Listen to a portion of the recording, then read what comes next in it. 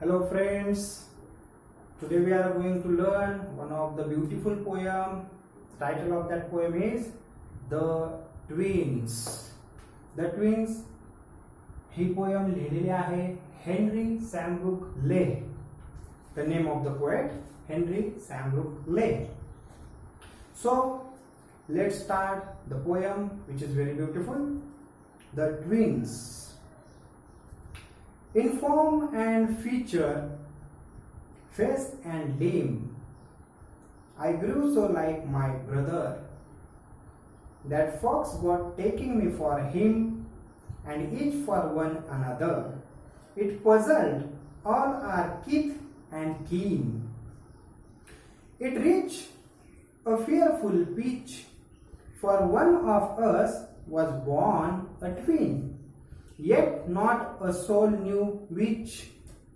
See, let's understand line by line explanation with figures of speech. समजून घेऊयात आपण एक एक ओळ.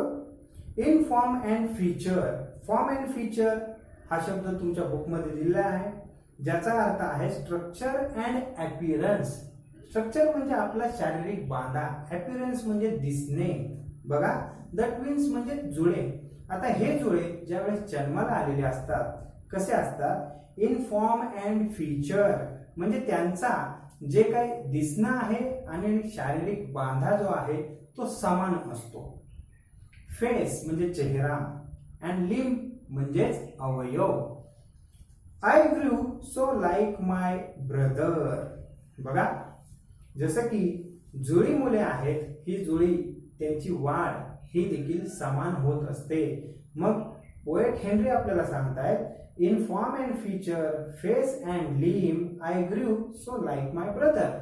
माझा भाऊ आणि मी, आमची दोघांची ही वाढ शारीरिक आणि चेहऱ्याचाही म्हणजे साम्य असताना ही अशी वाढ झालेली आहे. आता पहिली ओळ जी आहे, in the form and feature.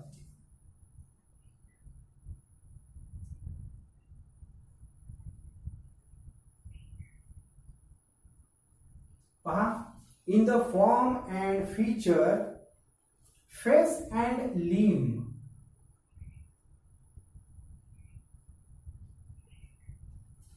Face and limb तुम्ही पाहू शकता यामध्ये रिपिटिशन ऑफ कॉन्सोनंट साऊंड आहे, जे की एफ एफ एफ. म्हणजेच काय, जर तुम्हाला माहिती असेल रिपिटिशन ऑफ कॉन्सोनंट साऊंड असेल तर कोणता फिगर ऑफ स्पीच असतो? Very good. काही जणांनी तुम्ही गेसही केलेला असेल. तो फिगर ऑफ स्पीच आहे ॲलिट्रेशन. कारण का, रिपिटिशन ऑफ कॉन्सोनंट साऊंड झालेला आहे आणि या फिगर ऑफ स्पीचचं नाव आहे alliteration. See, alliteration, repetition of consonant sound. बघा, in form and feature, face and limb, I grew so like my brother. माझी आणि माझ्या भावाची वाढ ही आमची समानतेने झालेली होती. बघा, दुसरी ओळ, I grew so like my brother. यामध्ये लाईक हा वर्ड आहे आणि हा वर्ड एका फिगर ऑफ स्पीच मध्ये येतो. विच, येस, गेस केलेला असेल तुम्ही. तो फिगर ऑफ स्पीच आहे सिमिली. सिमिली मध्ये ऍज किंवा लाईक या शब्दांचा उपयोग करून कंपॅरिझन बिटवीन टू थिंग्स असतं. लक्षात घ्या, कंपॅरिझन बिटवीन टू थिंग्स. म्हणजे आता पोएट आणि त्याचा भाऊ यांच्या दोघांमध्ये त्यांनी कंपॅरिझन केले, ज्यामध्ये लाईक या शब्दाचा उपयोग केलेला आहे. म्हणून हा फिगर ऑफ स्पीच आहे सिमिली. दोन फिगर ऑफ स्पीच पाहिले आपण सोप्या पद्धतीनं. That fox. फॉक्स म्हणजे पहा, जे लोक आहेत त्यांना फॉक्स असं म्हटलेलं आहे. Fox means people. वर्ड समजून घेऊया आपण. फॉक्स, फॉक मीन्स पीपल. पीपल म्हणजे लोक.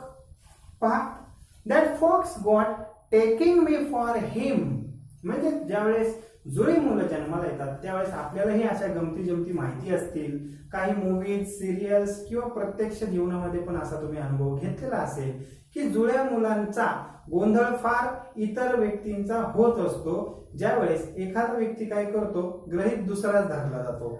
तसे इथं देखील घडलेलं आहे द ट्विन्स या पोएम मध्ये.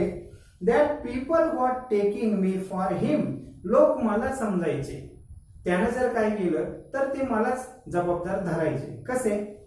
And each for one another म्हणजे व्हाईस वर्सा पण सिच्युएशन व्हायची. कधी तो काय करत असेल मला जबाबदार, मी काय केलं तर त्याला धरलं जाईल. अशी ही जुळ्या मुलांमधली गंमत. इट पझल्ड म्हणजे गुंतागुंतीची परिस्थिती. इट पझल्ड ऑल आर किथ अँड कीन. आता किथ अँड कीन या शब्दाचा अर्थ पण तिथे दिलेला आहे बघा, जो की रिलेटिव्ह असं म्हणलेला आहे. किथ अँड कीन याचा अर्थ दिलेला आहे रिलेटिव्ह, म्हणजे नातेवाईकांचा पण किती गोंधळ होत होता यांच्या साम्य म्हणजे जुळे असल्यामुळे. It puzzled our kith and kin, it reached a fearful pitch. बघा, फिअरफुल म्हणजे भयानक. असं झालं, इतका गोंधळ आणि गुंता वाढत गेला की त्याला पीच म्हणजे लिमिट, काही मर्यादाच राहिली नाही. एवढा गोंधळ आमच्या आयुष्यामध्ये गुंतागुंतीची परिस्थिती निर्माण झाली. आमच्या दोघांच्या दिसण्यामध्ये साम्य असल्यामुळे, आम्ही जुळे असल्यामुळे. For one of us was born a twin. आमच्या दोघांपैकी एक जण जुळा झालेला होता. म्हणजे आता जसे की दोघं दिसण्यात साम्यच आहे म्हणून कवी असं म्हणतायत, तो माझ्यासारखा किंवा मी त्याच्यासारखा दिसत होतो. Yet not a soul knew which. आणि पहा इथे गमतीचा भाग म्हणजे असं सांगितलंय की आमच्या सोल म्हणजे आत्मा, आमच्या आत्म्यालाच माहित नव्हतं की नेमका जुळा हेनरी आहे का त्यांचा भाऊ आहे. म्हणजे लक्षात घ्या, आता हे एवढं साम्य असं असू शकत नाही की आत्मा देखील कन्फ्युज होऊ शकतो. प्रत्येकाला तसा आत्मा पाहिलं तर वेगळा वेगळा आहे. पण कवीनं इथं एक कल्पना केलेली आहे आणि ती कल्पना करत असताना त्यांनी एक फिगर ऑफ स्पीच यूज केलेला आहे, जो की आपण या ओळीमध्ये पाहू शकतो. For one of us was born a twin.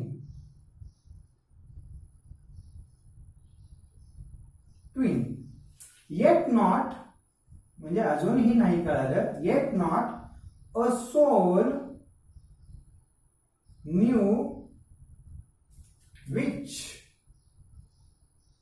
लक्षात घ्या, ज्या गोष्टीमध्ये एक्झॅजरेशन ऑफ थॉट असतो, ओव्हर स्टेटमेंट म्हणतो आपण त्याला. लक्षात घ्या, काय म्हटलं? एक्झॅजरेशन, त्यालाच ओव्हर स्टेटमेंट असं देखील म्हणतात. म्हणजेच काय की मराठीमध्ये त्याला अतिशयोक्ती असं म्हणतात. अतिशयोक्ती. आणि हा एक फिगर ऑफ स्पीच आहे ज्याला इंग्लिशमध्ये हायपरबोल असं म्हणतात. हायपरबोल हा फिगर ऑफ स्पीच इथे आलेला आहे, जे की शक्य नाही, अशक्य गोष्टी आपण या फिगर ऑफ स्पीच मध्ये मांडलेल्या आहेत. कवी हेनरी यांनी आता या फिगर ऑफ स्पीचचा इथे उपयोग केलेला आहे. तर हा आहे आपला first stanza. One day to make the matter worse. Worse म्हणजे अतिशय वाईट. ओके, एके दिवशी काय झालं की इतका प्रसंग आवाक्याबाहेर, हाताबाहेर गेला की वाईट परिस्थिती निर्माण झाली. कशामध्ये? बघा, before our names were fixed. म्हणजे लहान मुलांचे नाव ठेवण्याचा कार्यक्रम असतो, नामकरण विधी म्हणतो आपण त्याला, बारसे म्हणतो आपण त्याला. आता या कार्यक्रमामध्ये नेमकं काय घडलं बघा. As we were being washed by nurse. आता नर्स म्हणजे इथे आपण ज्या सांभाळणाऱ्या मुलांच्या आया आहेत असं म्हणूयात, ही एक व्यक्ती सांभाळते आहे लहान मुलांना, ती म्हणूयात. तिच्याकडून काय चूक झाली पहा. As we were being washed by nurse. Figure of speech पण पाहूया अगोदर. As we were being washed by nurse. तुम्ही सोप्या पद्धतीने आता ओळखू शकता फिगर ऑफ स्पीच. पहा, W कॉन्सोनंट रिपीट झालाय आणि आपण माहिती आहे रिपिटेशन ऑफ कॉन्सोनंट साऊंड आला असेल तर तो असतो अलिट्रेशन. आता तुमचा हा फिगर ऑफ स्पीच परफेक्टच झालेला असेल. बघा, before our names were fixed as we were being washed by nurse we got completely mixed. आम्ही दोघे एकमेकांचे म्हणजेच आता दोनच व्यक्ती आहेत पण कम्प्लिटली मिक्स झालो. म्हणजेच काय, माझ्या ऐवजी तो, त्याच्या ऐवजी मी, अशा पद्धतीनं आम्हाला तिथे ठेवण्यात आलं. आणि हे कोणाकडून घडलं? नर्स कडून. अँड दस, आणि अशा पद्धतीने यू सी, तुम्ही पहा, बाय फेट्स डिक्री. फेट म्हणजे नशीब. बघा, फेट्स डिक्री. डिक्री म्हणजे ऑर्डर. नशिबानं कदाचित असा आदेश, हुकूम दिलेला असेल किंवा, बघा हे का घडलं, एक तर नशिबानं आदेश दिलेला असेल किंवा म्हटलंय रादर नर्सेस व्हीम, ज्या आम्हाला आंघोळ घालत होत्या, स्वच्छ करत होत्या, आम्हाला नाव ठेवण्या अगोदर त्या नर्सचा कदाचित हा लहरीपणा किंवा आपला जो काही एक वेगळेपणा वागण्याचा असतो तो नर्सचा कदाचित तिथे जागा झाले असेल. मग एक तर दोन गोष्टी सांगितल्या, त्यातली एक कोणती तरी इथे घडली, नशिबाचा आदेश किंवा नर्सचा लहरीपणा. काय घडले? My brother John got christened me and I got christened him. बघा, माझ्या नावाऐवजी माझ्या भावाला त्याचं नाव आणि त्याच्या नावाऐवजी मला माझ्या भावाचे नाव देण्यात आले. म्हणजे एवढा मोठा गोंधळ हा त्या ठिकाणी घडला. कशामुळे? तर ट्विन्स आहे, साम्य आहे, यामुळे. आता पुढे आपण फिगर ऑफ स्पीच पाहूया की नेमका काय आलेला आहे या दोन ओळींमध्ये.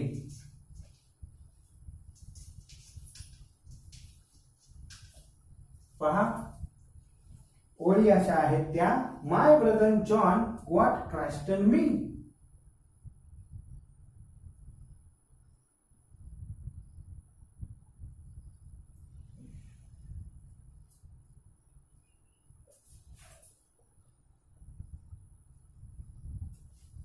And I got Christen him.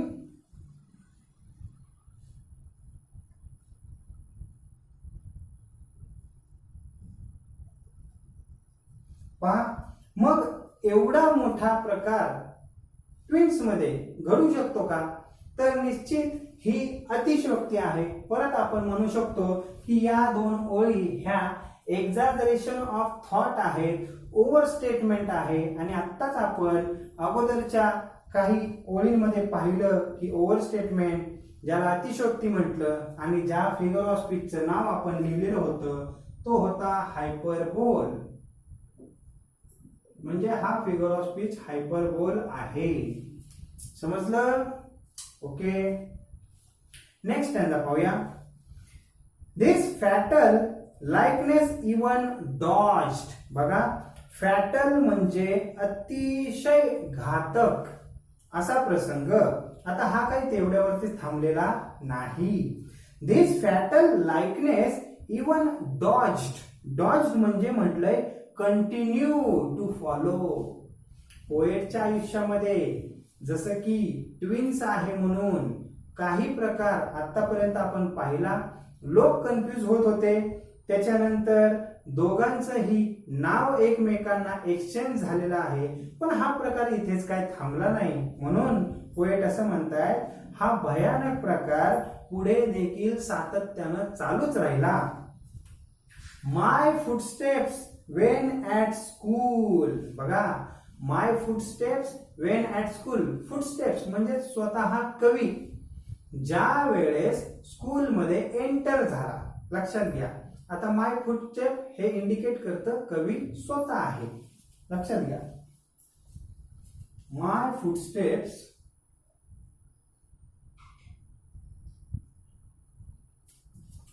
when at school. बघा, म्हणजे फक्त माय फुटस्टेप्स म्हणजे काय पाऊल जातं का, तर स्वतः पोएट तिथे जातो. हा म्हणजे पोएट ज्या वेळेस स्कूलमध्ये एंटर झाला, शाळेमध्ये प्रवेश केला, काय घडलं, कशामध्ये कंटिन्युटी राहिली, सातत्य कशामध्ये राहिले, let's see. And I was always getting flogged. Flogged म्हटलंय पहा, फ्लॉजचा अर्थ दिलाय बिटन अप. म्हणजेच काय, ट्विन्स असल्यामुळे आपण असं लक्षात घेऊया की ज्या वेळेस पोएटचा भाऊ काही चुका करत होता तर त्याला रिस्पॉन्सिबल न धरता पोएट हेनरी यांनाच रिस्पॉन्सिबल धरलं जायचं. पहा, for John turn out a fool. पहा, इथे पण फिगर ऑफ स्पीच आला, आपण तो पहिला समजावून घेऊया. जसं की आता पोएम मध्ये डॉज्ड आणि फ्लॉज्ड हे शब्द आलेले आहेत पहा. तर हा जो फिगर ऑफ स्पीच आहे त्या फिगर ऑफ स्पीचचं नाव आहे पण. पण म्हणजे काय असतो, जसे की शब्द उच्चारताना आपल्याला शब्दांचा खेळ आहे असं वाटत असेल पहा, म्हणजेच याला प्ले विथ वर्ड्स. पण म्हणजेच प्ले विथ वर्ड्स हा फिगर ऑफ स्पीच आहे या दोन शब्दांमध्ये. पण I was always getting flawed for John turn out a fool. John नेहमी काय करत होता, त्यानं जे काय केलेलं आहे त्याची जबाबदारी तो नव्हता घेत आणि मीच त्याच्याबद्दल जबाबदार असायचो आणि मार देखील खायचो. इथे तुम्ही for John turn out a fool याच्यामध्ये देखील हायपरबोल आलेला आहे. कारण एवढा प्रसंग बिकट होऊच शकत नाही. दरवेळेला कोणीतरी निरपराध आहे आणि कोणीतरी चुका केली त्याची शिक्षा आपल्याला मिळते आहे असं होऊ शकणार नाही. पण कवीनं एक ह्युमर क्रिएट करण्यासाठी हायपरबोल या फिगर ऑफ स्पीचचा इथे यूज केलेला आहे. I put this question fruitlessly. वारंवार हा प्रश्न कवीच्या आयुष्यामध्ये येत होता आणि मग निरर्थकपणे फ्रुटलेसली त्यांनी हा प्रश्न बऱ्याच जणांना केला. बघा, टू एव्हरीवन आय न्यू. जेवढी लोक मला माहिती होती मी सगळ्यांना हा प्रश्न केला. What would you do if you were me. जर तुम्ही माझ्या जागेवर असता तर काय केले असते. To prove that you were you. की तुम्ही म्हणजे तुम्हीच आहात, तो म्हणजे तोच आहे. म्हणजे इथे गंमत समजून घ्या की जर जुळी भावंड आहात, यामध्ये चुका एक जण करतो आहे, भोगावं मात्र दुसऱ्याला लागतंय, मग अशा सिच्युएशन मध्ये तुम्ही काय केलं असतं असा प्रश्न कवीनं प्रत्येकाला विचारलेलं आहे. आता या पोएमच्या लाईन मध्ये क्वेश्चन विचारला गेलाय. लक्षात घ्या, ज्या ज्या वेळेला प्रश्न असा विचारला जातो तर तिथे प्रश्न म्हणजेच माहिती विचारली जाते आहे प्रश्नाच्या मार्फत. तर तो फिगर ऑफ स्पीच असतो इंटरोगेशन. लक्षात घ्या, हा फिगर ऑफ स्पीच आहे त्या ओळीमधला इंटरोगेशन, जो की what would you do if you were me to prove that you were you. तुम्ही तुम्हीच आहात हे सिद्ध करण्यासाठी तुम्ही काय केले असते असं आपल्याला रीडर म्हणून देखील हेनरी हे पोएट विचारतायत. Are close resemblance. आमच्या मधलं साम्य. Turn the tide. बघा, टर्न द टाइड म्हणजे चेंज द सिच्युएशन. आता तर अत्यंत भयानक परिस्थिती निर्माण होणार आहे आमच्या दोघांच्या दिसण्यामध्ये साम्य असल्यामुळे. Of my domestic life. Domestic life म्हणजे फॅमिली लाईफ, कौटुंबिक आयुष्य, कौटुंबिक जीवन, याच्यावरती काय परिणाम होते पाहूया साम्य असल्यामुळे. बघा, are close resemblance turn the tide of my domestic life for somehow my intended bride. Bride म्हणजे वधू. ब्राईड मीन्स वधू, म्हणजे जी मुलगी भावी वधू म्हणून हेनरी यांच्यासाठी निवडली गेलेली होती विवाहाकरिता. For somehow my intended bride became my brother's wife. बघा, हेनरी यांची होणारी पत्नी फियन्से ती काय झालीये, त्यांच्या भावाची पत्नी झालीये. In fact, year after year the same absurd mistakes went on. याचा इथे देखील अंत झालेला नाही. जुळे असणे, साम्य असणं दिसण्यामध्ये याचा आणखीन मोठा क्लायमॅक्स ज्याला म्हणतोय तो फिगर ऑफ स्पीच इथे पण आहे, ज्याला क्लायमॅक्स म्हणतो आपण, हायेस्ट पॉइंट. काय घडलं बघा, ऍब्सर्ड मिस्टेक्स वेंट ऑन, अशा चुका घडतच गेल्या. अँड व्हेन आय डाईड म्हणजे पोएट स्वतः हेनरी हे म्हणतात, ज्यावेळेस माझा मृत्यू झाला त्यावेळेस काय घडलं, द नेबर्स केम, शेजारी आले, अँड ब्युरिड ब्रदर जॉन. लक्षात घ्या, and when I died the neighbors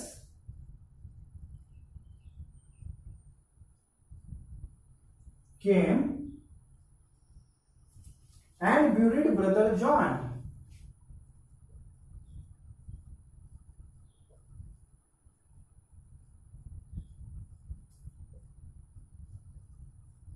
पहा, इथे देखील पुन्हा पोएटनं शेवटी हायपरबोल हा फिगर ऑफ स्पीच यूज केलेला आहे. कारण याच्यामध्ये आपल्याला ह्युमर क्रिएट करण्यासाठी पोएटनं अशी वाक्य, असा सेंटेन्स यूज केलाय. पण प्रत्यक्षामध्ये एवढा मोठा घोळ, एवढी मोठी चूक होऊ शकणार नाही. When I died the neighbours came and buried brother John. ज्यावेळेस माझा मृत्यू झाला त्यावेळेस मात्र आमच्या शेजाऱ्यांनी काय केलंय, माझ्याऐवजी माझे भाऊ जॉन यांनाच दफन केलं. ब्युरिड दफन करणे. ठीक आहे, तर ही अशा पद्धतीनं सोपी पोयम द ट्विन्स, आपण यातले फिगर ऑफ स्पीच पाहिले, समजून घेतले, अलिट्रेशन, हायपरबोल, पण हे फिगर ऑफ स्पीच आपण उदाहरणासहित समजावून घेतले. ठीक आहे, तर अशा पद्धतीने तुम्ही ही ब्युटिफुल पोयम पुन्हा एकदा स्टडी करा, रीड करा आणि समजून घ्या. थँक्यू.